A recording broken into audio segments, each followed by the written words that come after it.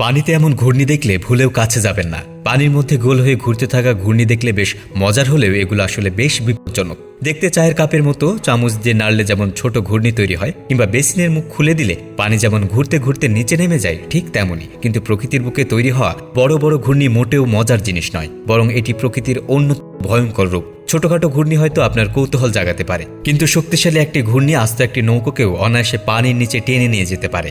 একটি ঘূর্ণিজল বা ওয়ার্লপুল হলো মূলত দ্রুত গতিতে ঘুরতে থাকা পানির স্রোত।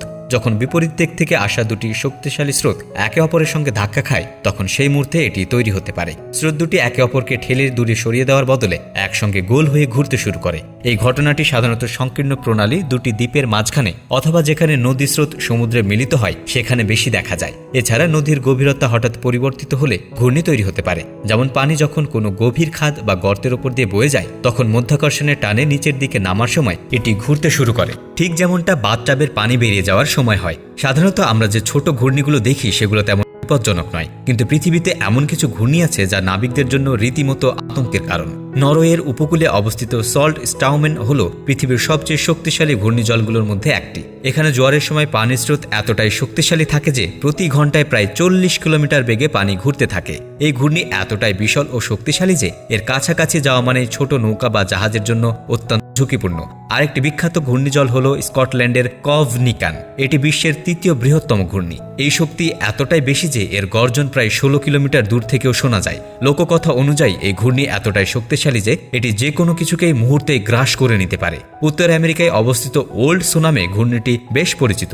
এটি পশ্চিম গোলার্ধের বৃহত্তম ঘূর্ণি এবং এর চারপাশে অনেক ছোট ছোট ঘূর্ণি তৈরি হয়, যেগুলোকে বলা হয় পিগলেটস। ঘূর্ণিজলের আসল বিপদ হলো এর টান।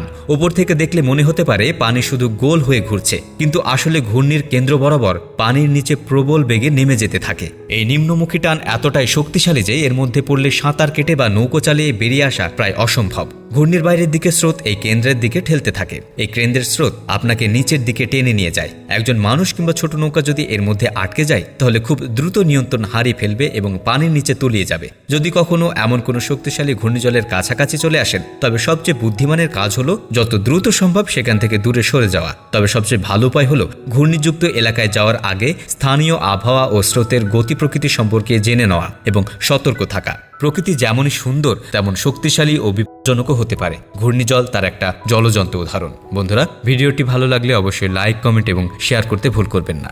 এতক্ষণ আমাদের সাথে থাকার জন্য ধন্যবাদ।